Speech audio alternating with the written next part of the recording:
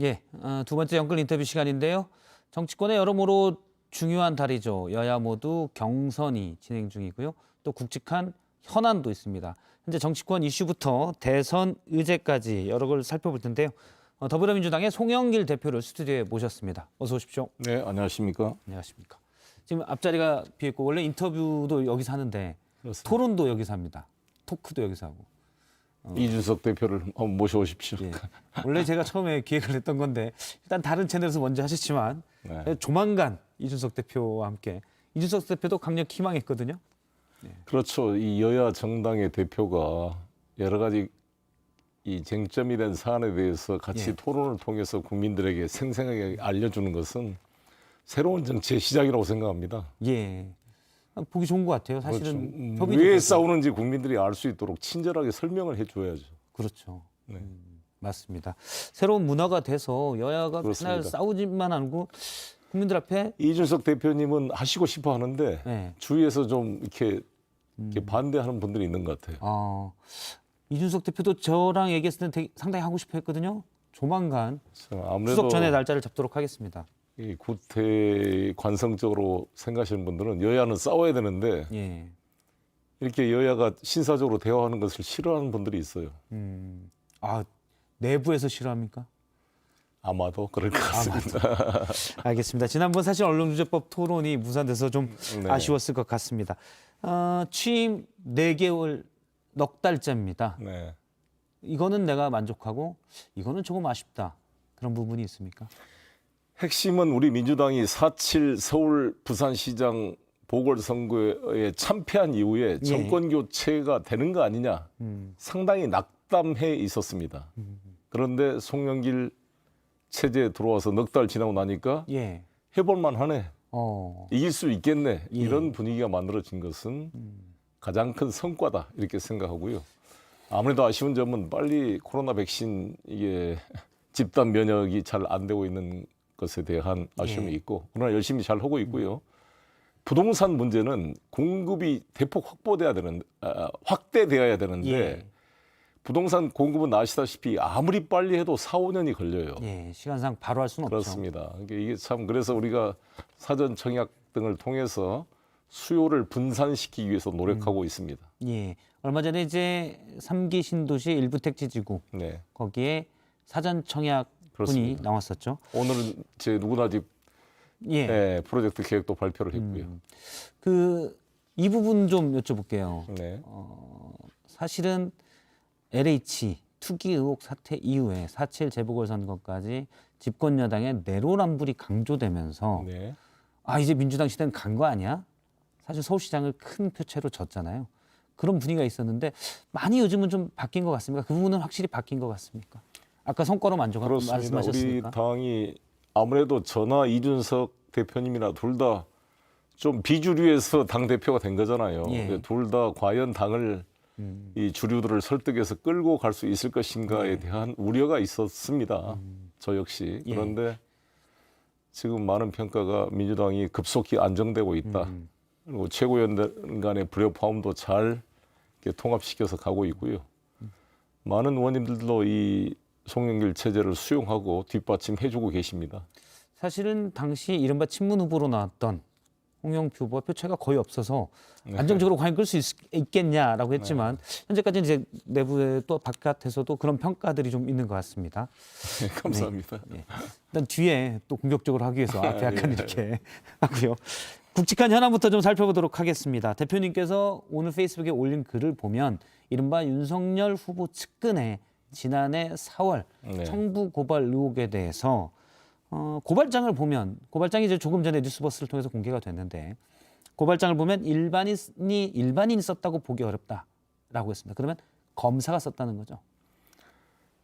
법률 전문가가 쓴 거라고 봐야죠. 저도 변호사 아닙니까? 그렇죠. 보면 이 고발 취지나 쭉 첨부 서류까지 체계가 딱 잡혀 있는 것은 전문가가 쓴 것이고요. 그 내용도 아주 고도로 이렇게 이 검사들이 보통 공소장 쓸 때 예. 피고인에 대해서 아주 범죄의 선입견을 갖도록 판사를 유도하는 글이거든요. 공소장이라는 것이 아주 그렇게 잘 그들 입장에서 체계적으로 써 있고 그 내용도 윤석열 후보의 심정을 그대로 대변한 그 내용입니다. 본인의 변론과 장모 부인도 전부 아무 죄가 없다라고 단정해서 쓴 거잖아요. 예. 근데 이거를 이제 손준성 검사라는 분의 수사정보기획관인데 예. 옛날에 최순실 사건 때 우병우 씨가 했던 자리가 바로 범죄정보기획관입니다. 이것은 검찰총장의 오른팔, 눈과 귀가 되는 거의 대리인의 위치에 있는 거죠. 그러니까 이분이 검찰총장의 의사와 분리돼서 행동할 수 있는 사람이 아닌 것입니다. 예. 근데 손준성 검사가 자기 검사 동기인 김웅 검사 출신 정치인 작년 4월 3일 국민의힘 국회의원 후보로 송파에서 출마한 이분에게 전달했다는 거 아닙니까? 당시 후보죠. 그렇죠. 근데 김웅이 그걸 부인하지 않고 있습니다. 제대로 부인하지 않고 있고 기억이 안 난다라고 현재 하고 있습니다. 그거는 뭐 사실이라고 봐야 될 거고요. 그 뉴스버스에 예. 의해서 또 오늘 한겨레 신문에 의해서 사실이 밝혀진 거 아닙니까? 실제로 텔레그램에 손준성이라고 이름이 써져 있는 것이 문서 전달된 게 확인됐기 때문에 이거를 누가 조작할 수 있겠습니까? 예. 그러면 이 정도 사실관계가 나왔으면 이에 대해서 해명을 해야 된다. 일단 제가 볼 때는 그 공소장의 일부 공소장이 아니라 고발장의 일부 내용을 보니까 뭐하려고 마음먹음 이런 표현이 나오더라고요. 사실은 저도 공소장을 여러 번 보다 보면 검찰 공소장에 뭐하려고 마음먹음 피의자들이 이제 그런 표현들이 좀씩 나오죠. 그런데 제가 지금 갖고 있는 게 조금 전에 나왔던 윤석열 캠프의 이제 반박문인데요. 네. 이 내용에 보면 앞서도 잠깐 얘기를 했지만 그런 점이 있습니다. 손준성 검사가 본인이 작성한 것이 아니라고 부인한 점. 이건 일단 검증이 안 된 손준성 검사의 주장이고요. 이 점과 김웅 의원이 이 워딩에 따라서 이게 김웅이라고 되어 있는데 초안 작성자는 자신이라고 언급한 것을 볼 때 만약 이대로라면 손준성 검사가 관여됐을 가능성은 뭐 있다고 치더라도 윤 후보가 관여 안 됐을 가능성도 있잖아요. 일단 손준성 검사가 작성했든 안 했든 간에 예. 손준성 검사가 이 고발장 내용을 김웅에게 전달한 거 아닙니까? 예. 김웅은 당직자를 통해서 정점식 법률지원단장. 지원단장에게 전달한 것으로 현재 지금, 알려져 있죠. 알려져 있죠. 그러면 지금 손준성 검사도 자신이 작성 안 했다가 중요한 게 아니라 자신이 전달 안 했다고 확실하게 법정에 나와서 국회 법사위 증언석에 나와서 이렇게 발언하십시오. 위증죄가 될지 안 될지 예. 판단이 될 거 아니겠습니까? 그리고 적어도 둘은 검사 동기 아닙니까? 예. 연수원 동기죠. 그들이 공모 공동 정범이라고 봅니다. 누가 했든 간에. 공범이라는 것은 부분 실행 전체 책임입니다. 다 자기가 안 했더라도 같이 합의해서 역할 분담을 한 것이니까요. 그러면 이것을 사전에 윤석열 후보가 지시를 했냐 안 했냐는 별 중요한 게 아닙니다. 사후적으로라도 보고 안 됐을 리가 없습니다. 이것을 판례에서 승계적 공모 공동 정범이라고 합니다. 따라서 이 전문적인 용어가 많이 이 나오네요. 세 사람이 공모 공동 정범에 관계에 있다고 봅니다. 승계적 만약에 정말 보고를 안 받았어도 윤 후보가 처음부터 지시 안 책임이 했더라도 사전 중간 일의 진행 과정에서 보고를 받아서 같이 동의했다면 공동 정범이 된다는 뜻입니다. 만약 보고가 안 됐었다면요. 보고 물론 안 정황상 그럴 리가 없다라고 지금 대표님은 말씀하고 계시지만 이제 그 수사를 거기에 대한 건 그래서 정황이니까요. 그래 지금까지는. 수사를 해야죠. 그러니까 빨리 그래서 저는 오늘 박범계 장관께서 법사위에 나와 지금 법사위가 진행 중에 있습니다만 예. 제가 아침 최고위원회에서 이거는 감찰 사건이 아니라 피의 사건으로 전환해서 빨리 수사해라. 빨리 손준성 검사의 핸드폰 압수해라. 이렇게 주장하고 있는 것입니다. 예. 핸드폰 기억나십니까, 여러분? 스마트폰엔 모든 정보가 다 들어 있죠. 지난번에 검찰 누굽니까? 김봉 뭐였죠? 백수사관 말씀이신가요? 아니 무슨 사건이 있었잖아요. 김봉현인가 뭐 라임. 라임 사태 예. 때 술 접대 받았던 전 현직 검사 네 분이 수사를 받았는데 네 명이 다 핸드폰을 깨지고 잃어버리고 다 교체를 한 거 아닙니까? 예. 그럴 수 있기 자신들이 때문에 수사관이니까 빨리 더 잘 알죠. 그러니까 빨리 이걸 해서 만약에 손준성 검사가 또 핸드폰을 잃어버렸다, 깨졌다 그러면 범인으로 추정이 되는 거죠. 그럴 가능성이 왜 하필 또 그 튼튼한 핸드폰이 깨지든지 없어지든지 또는 한강에 가든지 하느냐 이런 말씀이신 거죠. 그렇습니다.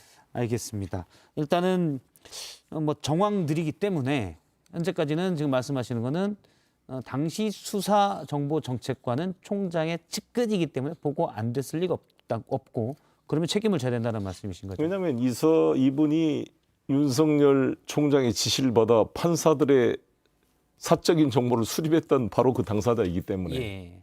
더욱더 의심이 가는 거죠. 오늘 김경진 그 윤석열 캠프의 특보는 한 인터뷰에서 이런 말을 했습니다. 당시 그 앞서 말씀하신 판사 사찰 의혹 문건이죠. 당시 추미애 법무부 장관과 가까운 것으로 알려진 한동수 감찰부장이 수사정보정책관실을 다 압수수색했다. 만약에 그 당시에 컴퓨터 있었으면 이런 자료가 나왔지 않았겠냐. 그게 이제 작년 4월 훨씬 이후기 때문에 그때 압수수색이 없었기 때문에 손중성 검사가 개입됐을 가능성은 없다는 취지로 얘기를 했거든요. 이 부분 어떻게 보시나요? 빨리 그래서 핸드폰을 압수수색하기 바라겠습니다. 물론 개인 PC를 했을 가능성도 있고요. 그렇죠. 노트북도 있을 수 있고. 알겠습니다. 다른 얘기를 좀 해보도록 할게요. 이준석 국민의힘 대표 부친의 농지법 위반 의혹이 일부 보도에 따라 제기가 됐습니다. 2004년에 제주도에 약 600평 정도 이제 농지를 부친이 사서 농사를 안 지은 거거든요. 여권 일각에서는 이 부분도 책임을 져야 된다는 얘기도 있는데 대표님 생각은 어떠십니까? 정치적 책임이지 뭐 법률적 책임이야 되겠습니까? 예, 본인의 일이 아닌데. 근데 단지 이제 이준석 대표께서 뭐 저도 마찬가지고 예. 소속 국회의원들의 부동산 실태를 전수조사시키고 또 농지법 의혹이 있는 분들을 탈당까지 권유할 입장이라면 본인의 부동산, 본인의 직계 좀비 속의 부동산은 점검을 당연히 했어야 된다고 봅니다. 그리고 국회의원 출마할 때 자기 당의 서류를 다 제출하게 돼 있잖아요. 그래서 저는 제가 이준석 대표라면 부동산 이렇게 문제가 됐을 때 아버지한테 물어봤을 것 같아요. 우리 아버지 어디 농지 같은 거 있습니까? 예. 그래야 되지 않겠어요? 자기부터 일단 확인을 해봐야 되지 않겠어요? 저는 그런 아쉬움이 있습니다. 아쉬움이 있지만 따로 뭐 과하다기보다는 이제 법적인 책임을 지거나 그럴 일은 아니다는 말씀이신 거죠. 법률적으로야 농지법 위반은 그렇죠. 아버지가 책임지는 농지법 거죠. 근데 정치적인 이제 도의적 책임이 있다고 할 수 있겠죠. 예. 그렇게 간다면 예를 들어 윤희숙 의원도 일단 KDI 재직 당시에 그 정보를 이용했을 가능성이 그렇죠. 윤희숙 의원은 이준석 대표님과는 사안이 다르죠. 다릅니다. 이거는 몰랐을 가능성이 있고 예. 뭐 사후에 알았든지 어떤지 간에. 그러나 윤희숙 같은 경우는 KDI 근무하는 바로 그 옆 지역에서 예. 농지가 구입된 거기 때문에 개발 정보를 이용했냐 안 했냐 그래서 좀 고발이 되는 거 아니겠습니까? 예. 근데 만약에 사안이 훨씬 더 중하다고 봅니다. 그렇죠. 만약에 당시 KDI가 뭐 예타를 관리하니까요. 예타나 이런 정보를 이용하지 않았다고 하고 그냥 직계 존속인 부친의 농지법 위반만 있으면 역시 정치적 책임 정도만 지면 되는 건가요? 그렇죠. 저 국회의원을 나는 사퇴한다는 게 너무나 과잉 행동 아닙니까? 만약 그렇다면 더구나 지역구 국회의원께서 국민들에 대한 자기를 선출에 대한 국민에 대한 예의가 아니다. 예. 아니, 자기가 잘못이 없고 부친이 한 일이고 자기도 몰랐는데 왜 사표를 냅니까? 예. 정치적 책임. 그리고 당에서도 탈당하는 말도 안 했는데 저분한테는 누가 보더라도 과잉 행동이어서 다 뭐가 있는 거 아니야 이렇게 의심을 하게 되는 거죠. 일단 윤희숙 의원은 염치를 얘기하고 그렇게 했는데 그보다는 뭐가 있을 가능성이 크다는 생각이시군요. 그렇습니다. 그 염치라는 것은 저도 정치를 해보지만 수많은 화살과 비난을 감수하고 합니다. 제 핸드폰에 문자 폭탄이 하도 많이 들어와서 얼음통에 집어넣을 때도 있을 정도로 욕을 먹으면서 하는 겁니다. 정치라는 게. 그러한 개인의 체면 자존심이 아니라 정말 국민과 국가에 대한 헌법기관으로서의 사명감을 가지고 하는 것이지 개인의 체면 따지고 그러면 이게 정치 못해요. 늘 사실 어떤 그렇습니다. 정치적 액션은 이해관계자가 늘 다르기 때문에 그렇습니다. 항상 욕을 먹게 돼 있습니다. 예. 핸드폰은 방수 얼음에 넣을 정도면 알겠습니다. 민주당 의원들에 대한 권익위 부동산 조사 결과 당시에 이제 탈당 권유를 했는데 아무도 탈당을 안 했어요. 비례대표만 이제 제명이 돼서 아닙니다. 의원직을 유지하고 있고요. 5분이 탈당계를 냈고 또 2분엔 그 양이원영, 윤미향 두 의원님은 저희가 제명 조치를 했습니다. 예, 비례대표 근데 야당은 제명을 지금 했고요. 말만 했지 제명 조치를 하지 않고 있습니다.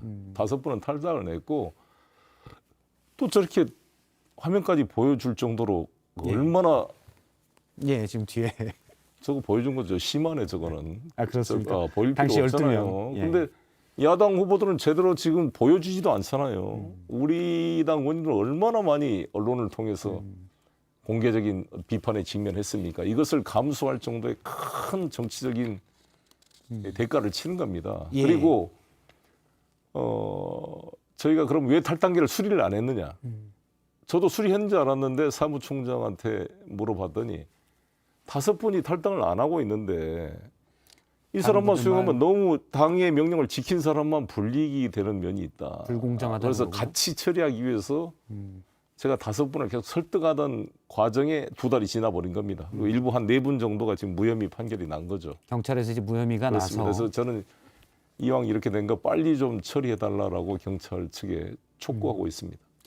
예, 최근 이슈가 됐던 언론중재법 관련돼서 좀 여쭤보도록 하겠습니다. 당내에서는 송영길 대표가 제일 적극적이다. 찬성할 그 언론중재법 통과에 예. 이런 얘기가 있더라고요. 맞습니까? 저는 언론의 자유를 적극 지지하고 이렇게 건강한 언론이 우리 민주주의를 지키는 힘이다 이렇게 저는 생각합니다. 예. 그리고 그래서 절대 저는 언론 재갈물리기법이라는 말에 동의하지 않고요. 지금 언론중재법이 새로 만든 법이 아니라 현재도 법이 있습니다. 그렇죠. 그리고 지금도 사실을 퍼뜨리거나 기사로 쓰면 법적 책임을 지게 되어 있습니다. 그러니까 우리 국민들에게 제가 항상 강조하는 그 논리는 새로 무슨 벌금 요건을 만든 게 아니라 이미 있는 법인데 단지 달라진 것은 5배까지 손해배상액을 늘릴 수 있다라는 징벌적 조항, 소위 배상제도. 말한 징벌적 손해배상 제도가 들어갔는데 그럼 이게 왜 들어갔느냐? 보통 우리가 이 평균을 보니까 이런 언론에 의한 명예훼손으로 침해를 당한 우리 국민들이 소송을 했을 때 보통 2, 3년이 걸리는데 평균 한 50%가 500만 원밖에 예. 손해배상을 못 받아요. 변호사비도 안 나와요. 2년 동안 택시비도 안 나옵니다. 간첩 유성 사건 예. 이렇게 사회적으로 매장을 당했는데 1,000만 원인가 받았어요. 고종석 사건 나주에 그 성폭행 피해를 당했던 우리 여자아이의 그 범인 아닙니까? 이것 때문에 그 부모에 대해서 아주 허위 사실 보도가 돼서 얼마나 상처를 받은 겁니까? 예. 이분들도 한 1,000만 원인가 밖에 못 받았어요. 근데 이제 이런 경우도 있습니다. 앞서 말씀하셨던 네. 이른바 윤석열 후보의 측근에 네. 뉴스버스가 보도했는데 이것도 사실 뭐가 진실인지 모르기 때문에 네. 윤석열 후보 측에서는 음. 누구든 이걸 지금 다 징벌적 배상죄로 소송을 걸 수가 있거든요. 만약에 지금 법이 시행 중이라면. 기각되죠? 안 되죠. 아니, 지금도 할 수 있다니까요. 그러니까 지금도 물론 현행 법으로도 명예훼손인 할수 거고, 있어요. 명예훼손인 거고 법이 통과된 다음이면 이제 징벌적 배상이기 때문에 부담이 훨씬 크죠. 그렇죠. 5배인데 예. 대신 그래서 저희들이 요건을 엄격하게 고의 중과실, 경과실은 빼고 중과실의 경우에 한정됐고 이러한 20만에 달하는 고위 공직자들은 주체 손해배상을 청구할 수 없도록 했고 대기업 간부들도 못하게 한 겁니다. 그리고 윤석열 같은 분은 현직이 아니긴 하지만 윤석열이나 뭐 조국 전 장관이나 우리 뭐 다들. 대통령께서 퇴임한 전직 대통령이나 뭐 다 마찬가지입니다. 우병우, 최순실 이런 분들은 퍼블릭 피거스, 그래서 공적 인물 이론이라는 게 미국이나 우리 한국에 확고한 판례로 되어 있습니다. 그런데 공적 인물인 경우는 사생활 침해를 감수를 해야 되고 공공의 이익에 관한 것으로 진실하거나 진실로 믿을 때 정당한 이유가 있으면 면책이 되도록 면책이 될수 있다. 되어 있습니다. 우리 공직자가 아니어도요. 5조 2항에 규정이 되어 있습니다. 알겠습니다. 오늘 언론중재법 관련돼서는 나중에 이준석 대표와 같이 한번 꼭 좀 자리를 시간을 만들어 만들도록 주십시오. 하겠습니다. 9월 중순쯤에 제가 모시도록 하겠습니다. 네. 네, 송영길 더불어민주당 대표와 얘기를 나눴습니다. 벌써 끝났습니까? 예, 말씀 고맙습니다. 감사합니다.